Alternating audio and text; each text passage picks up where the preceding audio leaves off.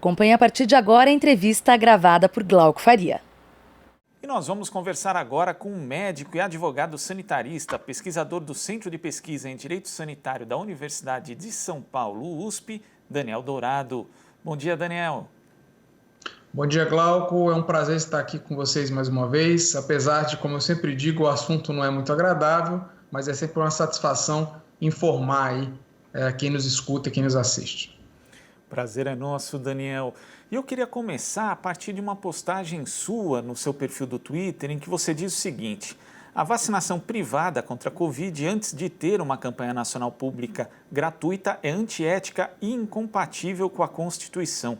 Governos, Congresso Nacional, Ministério Público e Judiciário, quando provocado, têm todos o dever constitucional de impedir que isso aconteça.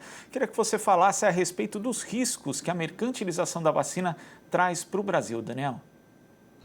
Olha, Glauco, esse assunto é muito importante. Eu tenho dito até que é uma polêmica que é, de certa forma, uma falsa polêmica, porque isso sequer deveria ser cogitado, por ser contra a Constituição, mas chegou a ser cogitado aí nos últimos dias a possibilidade de que a rede privada, as clínicas, a Associação das Clínicas Privadas de Vacinação, pudesse adquirir uns lotes de vacina, né, que foi uma vacina que nem está nos planos dos governos, né, nem do governo federal, nem dos governos estaduais, uma vacina produzida na Índia, e trazer esses lotes para o Brasil e essas vacinas serem comercializadas, né? E aí surgiu uma preocupação, né, clara de que isso pudesse acontecer em um momento em que ainda não há o plano nacional estruturado e funcionando, né? É bom a gente lembrar que vacinas nas clínicas privadas já existem, algo que faz parte da assistência à saúde no Brasil, mas geralmente as vacinas que são vendidas na rede privada são vacinas ou que não estão dentro daquele calendário vacinal prioritário definido pelo Ministério da Saúde e pelas secretarias estaduais, ou então são as mesmas vacinas, né, que as pessoas têm a opção de adquirir, né? Não existe um precedente de uma vacina definida como prioritária, ela aparecer na rede privada ou ser vendida, comercializada antes de ter uma quantidade suficiente necessária no SUS. Então a preocupação surgiu a partir daí. Bom, procede essa preocupação, porque justamente foi um anúncio feito lá pelo representante, o presidente da Associação das Clínicas Privadas, e a gente sabe que o Brasil está muito atrasado, infelizmente muito atrasado, tanto na própria elaboração do plano, quanto na organização, na operacionalização mesmo, né? A gente não tem uma execução programada, as datas ainda estão muito indefinidas, né? A gente sabe que tem já a definição dos grupos prioritários, mas o Ministério da Saúde ainda não tem a quantidade de vacinas ainda contratada para isso. É bom a gente lembrar que só considerando os grupos prioritários, aí, que estariam em torno de 50 milhões de pessoas no Brasil, seriam necessários, então, 100 milhões de doses, né? Considerando que todas as vacinas que estão até o momento sendo avaliadas são vacinas de 2 doses. Né? E o Ministério da Saúde ainda não tem essa quantidade, e os estados, a maioria também não tem aí, talvez com exceção do estado de São Paulo, que já esteja um pouco mais adiantado pelo contrato que tem diretamente com o Instituto Butantan, mas a preocupação é justamente que surja neste momento uma concorrência com o setor privado de vacinas, né? E por que eu digo essa concorrência, né? Não é que eles vão concorrer diretamente pelo mesmo fornecedor, não, é pensando no contexto em que nós estamos. Estamos num momento de crise sanitária seríssima no mundo inteiro, as vacinas são o bem mais demandado em todo o mundo, então, no universo total de vacinas que tem disponíveis, né, são poucas vacinas se for considerado a necessidade, ou seja, não há vacina ainda produzida, não é só para o governo brasileiro, né, os governos estão se adiantando e comprando, mas ainda não há vacina disponível suficiente para vacinar todos. Então a gente está num cenário de escassez. Então, considerando que tem a escassez da vacina, né, e considerando que, no caso do Brasil, é um dever do Estado brasileiro, isso não é uma decisão, uma mera decisão política do governo federal, dos governos estaduais, é uma obrigação do Estado brasileiro, e aí Estado brasileiro é bom a gente lembrar, não confundir só com o governo federal, tá? Estou me referindo aqui a todos os níveis de governo, por isso fiz referência, Ministério Público, Judiciário, ou seja, todos têm que agir para a busca dos meios para assegurar o direito à saúde da população, né? Então, nesse cenário, havendo uma escassez de vacina, não faz sentido que qualquer vacina que entre no território nacional não seja imediatamente incorporada no SUS, né? Nós não estamos falando do momento em que o SUS já tem uma quantidade de vacinas e aí o setor privado vai lá e compra um tanto para vender lá para os grupos, né, que eles decidirem. Não é disso que se trata, né? A gente está falando de um momento de escassez, de uma crise sanitária seríssima e que qualquer vacina, seja ela essa que não estava nos planos ou as que estejam nos planos, elas devem ser o mais rápido possível incorporados no SUS, seja no plano nacional, seja nos planos estaduais. Idealmente, claro, que houvesse uma coordenação nacional. A gente já sabe que, infelizmente, desse governo federal não dá para esperar quase nada, assim, né? O governo federal já se mostrou, além de incompetente, irresponsável politicamente, não foi buscar as vacinas e parece que ainda não se deu conta da dimensão do problema. Mas, enfim, a gente precisa chamar atenção para isso, né? Afinal de contas, é uma obrigação constitucional, a gente não pode simplesmente aceitar o governo federal não está fazendo nada, então deixa as clínicas privadas comprarem. Não pode, porque isso é contra, como eu falei, é contra a lógica da Constituição, né? Se me permite até fazer só um acréscimo, uma pergunta muito frequente. As pessoas falam, não, mas se não tem para todo mundo, não seria bom o privado, então, já vacinar uma parte da população? Bom, não. Por que não? Porque, como eu falei, tem os grupos prioritários, que estão em torno de 50 milhões, um pouco mais de pessoas. Esses grupos prioritários têm lá definido, né, critérios sanitários e epidemiológicos. Tá? Mesmo que as clínicas privadas sejam, e isso pode acontecer, tá? O Ministério da Saúde tem essa prerrogativa de certa forma, obrigar que as clínicas privadas sigam essa ordem de prioritários. Os prioritários que vão ser vacinados nas clínicas vão ser, não os prioritários, o grupo inteiro, mas um subgrupo pequeno, que é o subgrupo daquelas pessoas que podem pagar, né? Em nenhum momento foi falado de uma parceria de distribuição gratuita. O que está sendo dito até agora é que vai ser comercializado. Então, obviamente, quem vai ter acesso é quem pode pagar, né? E esse poder pagar, ele já exclui uma grande parcela da população, inclusive dos grupos prioritários, né, que teria que ter acesso a uma outra fila, né, para buscar as vacinas. Então, isso, por si só, também é contra a Constituição, né, por tudo isso que eu falei. Agora, Daniel, por esse mesmo motivo, também não traria muitos riscos a falta de planejamento, de uma coordenação nacional? Porque o que a gente vê, por exemplo, são prefeituras já indo atrás do Instituto Butantan para tentando fechar acordos, o próprio governo de São Paulo. Que tipo de males pode causar uma vacinação que seja desestruturada, que valha só para algumas regiões, alguns locais do país? Exatamente. Essa mesma lógica que a gente conversou aqui sobre o setor privado, né, o agravante do setor privado é que ele incluiria essa variante poder de compra, né? Mas no caso de haver desarticulação, uma lógica semelhante vai acontecer em relação a estados, né? Os estados que tiverem eles a melhor capacidade instalada, a melhor condução desse procedimento, vão largar na frente, né? Então, estados, eu dei o exemplo aqui do estado de São Paulo, porque é o que está mais em evidência, porque uma das principais vacinas é a vacina produzida pelo Instituto Butantan em São Paulo, e o estado de São Paulo, o governo do estado de São Paulo já tem contrato com o Instituto Butantan para fornecimento de vacinas. Então, o estado de São Paulo, naturalmente, vai estar numa situação favorável em relação a outros estados, tá? Isso não pode acontecer, né? Enfim, o Ministério da Saúde ele não vai poder impedir diretamente, a gente pode até detalhar isso depois, porque o Ministério da Saúde chegou a sugerir aí ontem uma fala do ministro da Saúde que via medida provisória seria possível impedir que os estados começassem a vacinar antes, né, do plano nacional. Isso não é possível,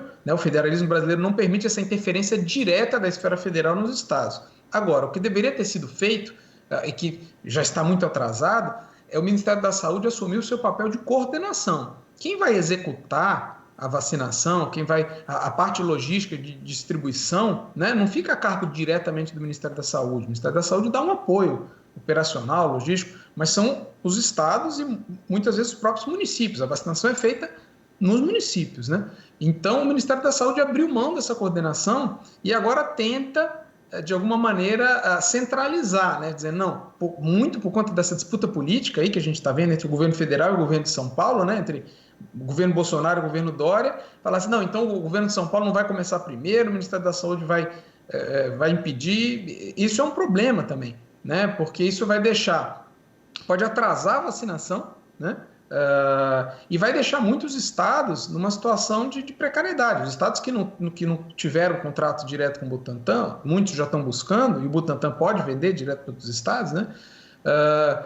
Vai ser aquilo, quem chegar primeiro vai pegar mais, porque obviamente o Butantan não vai conseguir produzir todas as doses suficientes para todos os estados de uma vez, tá? É bom a gente deixar isso claro. Para a imunização da população, assim, considerando assim, já um cálculo conservador, o Brasil vai precisar em torno de 300 milhões de doses para a imunização ali, para chegar àquela imunidade coletiva esperada para a Covid, né? Como eu falei, só para a população prioritária vão ser cerca de 100 milhões. Nem o Butantan, nem a Fiocruz, nem um laboratório vai conseguir produzir isso de um dia para o outro.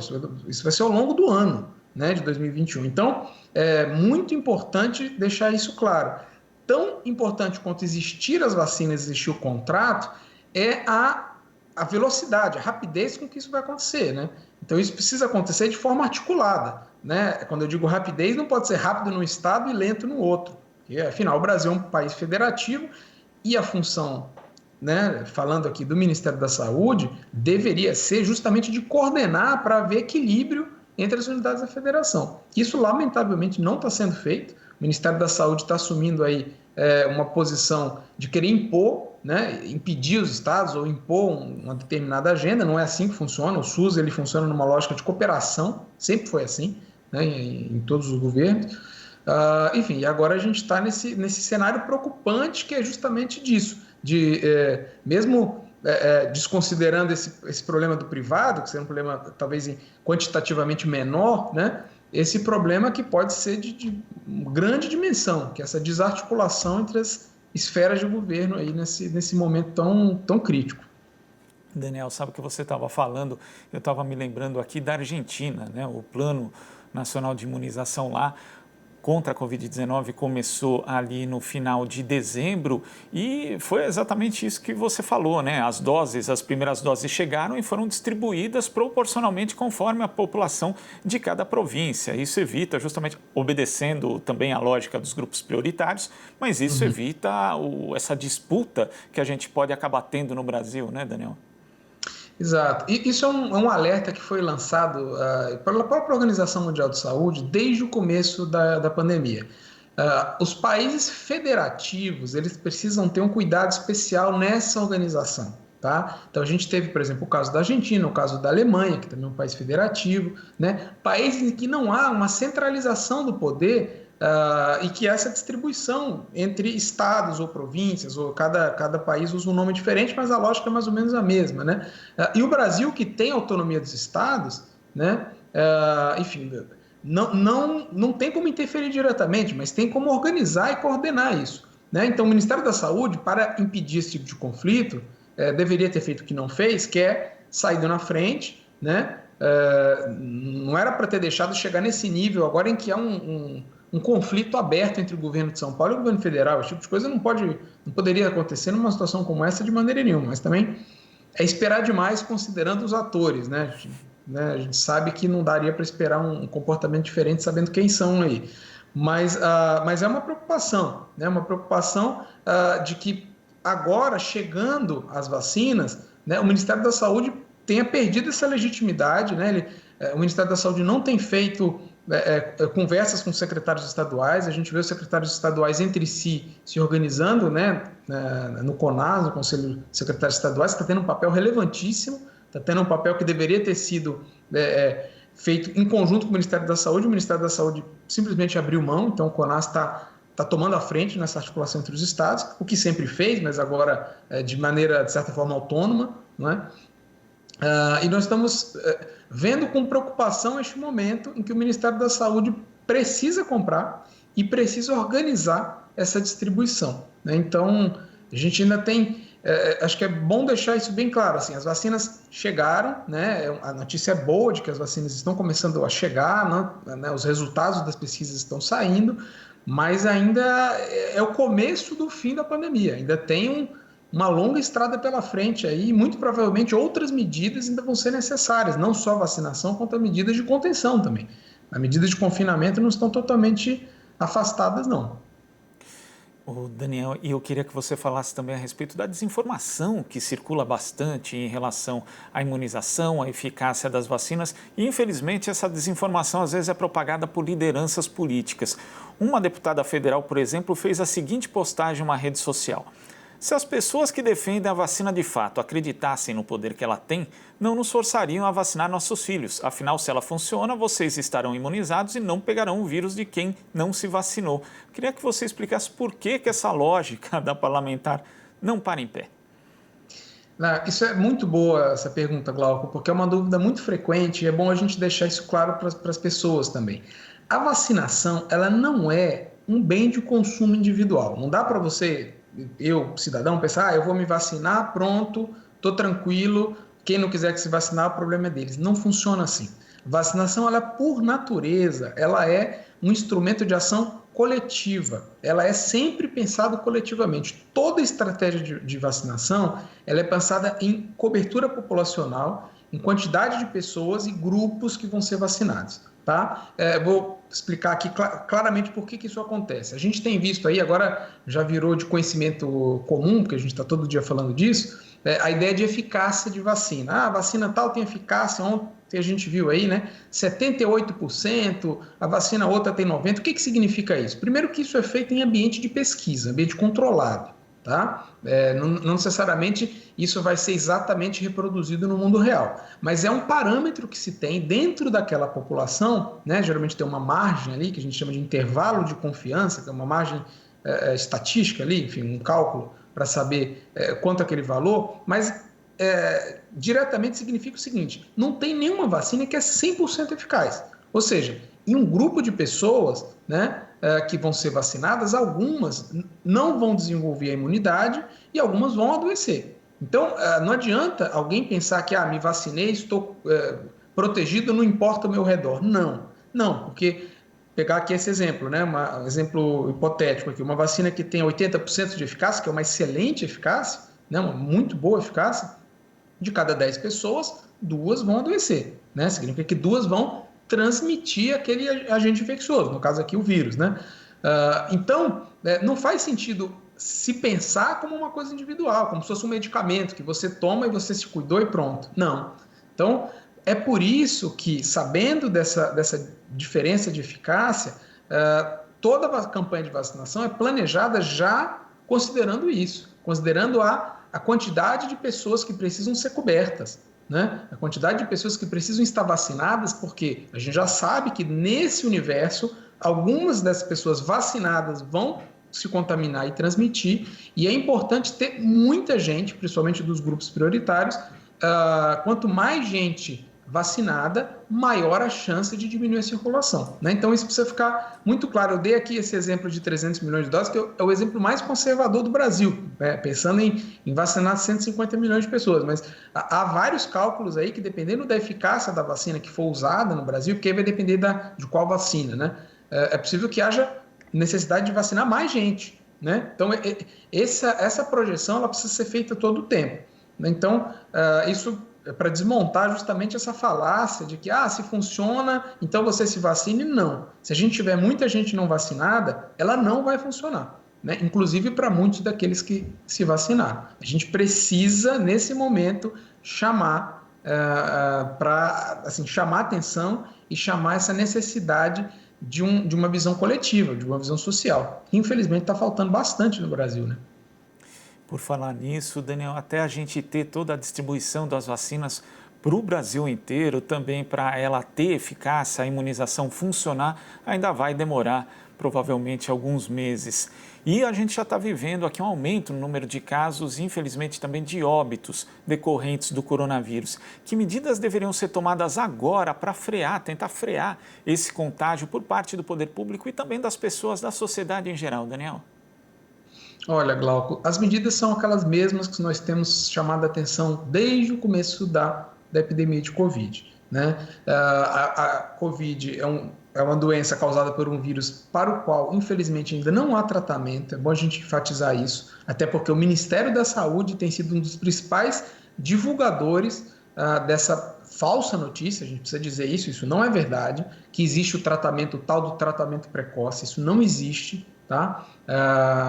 Há sim vários medicamentos que foram experimentados, testados, né?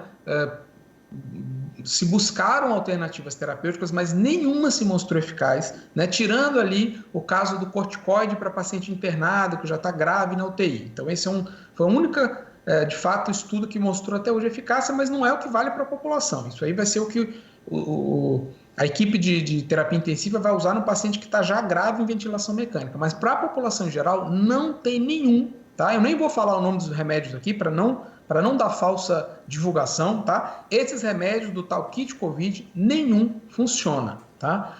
Então isso é muito importante dizer. Ou seja, o fato de não ter um tratamento faz com que as medidas eficazes sejam aquelas para diminuir a circulação do vírus na comunidade, tá? Eu fiz toda essa introdução para falar de tratamento porque é uma dúvida muito frequente. Então, o que precisa ser feito? O que precisa ser feito é impedir que as pessoas entrem em contato com o vírus. A gente sabe que a principal forma de disseminação do vírus da Covid é pelo ar. Então, as medidas principais são uso de máscara, isso precisa ser muito enfatizado, tá? E é claro, como eu digo desde o início, não é uma medida confortável e as pessoas não vão, tirando, né, algumas que já estão conscientes, mas assim, a grande maioria da população, se não tiver uma fiscalização, se não tiver uma campanha incentivando o uso de máscara, a pessoa usa, daqui a pouco está usando errado, não está usando, né? Então, o uso de máscara é essencial, essencial. Todos os países que conseguiram diminuir a curva de contágio adotaram o uso de máscara por toda a população, tá? Inclusive, na Europa, países que conseguiram controlar o uso de máscara, inclusive em crianças, né? A partir de certa idade, não crianças pequenininhas, bebês, mas a partir de determinada idade, ali 5, 6 anos, já crianças usando máscara também, porque crianças, elas têm, a gente sabe que tem uma gravidade menor, assim, né? Não tem muitos casos documentados assim de Covid em criança que precisam de mais cuidado, mas elas são capazes de transmitir. Então, uso de máscara é uma das medidas principais. A outra é justamente o distanciamento físico, né? Ou seja, além de a gente estar com máscara quando está em contato, é ter o mínimo contato possível. Essa talvez seja a medida mais dura, mais difícil, assim, porque incomoda bastante, né? Atrapalha a economia, a gente sabe, atrapalha a vida das pessoas, atrapalha, enfim, escolas, universidades, etc., comércio, enfim. Mas o distanciamento precisa ser adotado. E se ele for adotado de forma eficaz, se ele for adotado de uma maneira bem organizada, ele consegue ser feito durante algumas semanas e depois ter alguma flexibilização, né? A gente viu isso em vários países que conseguiram controlar lá a primeira onda da Covid. Como foi? Fizeram aquele confinamento rigoroso, né, o chamado lockdown, por 6 a 8 semanas, ali em média próximo disso, 2 meses. Depois disso, conseguiram ficar 2, 3 meses com um certo relaxamento, né? Alguns voltaram, isso não está fora do cenário. A gente precisa saber que no horizonte da Covid, até a gente alcançar essa imunidade coletiva com a vacina, vão ser necessárias medidas dessa natureza. Vimos agora recentemente o exemplo do Reino Unido, né? A Inglaterra, Irlanda, Escócia já começaram a vacinar, né? O Reino Unido já começou a vacinar sua população, mas precisou está atualmente em lockdown, né? Justamente porque até a vacina alcançar a população precisa ter esse distanciamento, precisa diminuir essa circulação do vírus. Então essas são as principais medidas, né? Há aquelas medidas individuais também que hoje a gente já sabe que respondem um pouco menos, assim, que é a higiene de mão, cuidado com superfície, é importante também, o álcool gel, aquela coisa, mas o principal, as medidas coletivas são distanciamento e uso de máscara. Isso precisa ser adotado e precisa ser fiscalizado. Não adianta simplesmente a gente falar, a gente está aqui falando há meses, né? Mas as autoridades precisam assumir essa responsabilidade, né? De implementar, de fiscalizar, enfim, de fazer não só uma campanha direta e clara, explicando a importância disso para a população, mas também de ter uma fiscalização para que as pessoas não se sintam totalmente desestimuladas a fazer, né? Em algumas medidas, infelizmente, é necessário, não vai ser só a conscientização que vai ser suficiente. Daniel, queria agradecer a sua participação aqui no Jornal Brasil Atual. Muito obrigado pelas suas explicações e orientações também em relação à Covid-19. Até a próxima. Obrigado pela oportunidade, Glauco. Sempre um prazer. Conte comigo. Um abraço. Abraço. Conversamos aqui com o médico e advogado sanitarista, pesquisador do Centro de Pesquisa em Direito Sanitário da USP, Daniel Dourado. Esta é a Rádio Brasil Atual.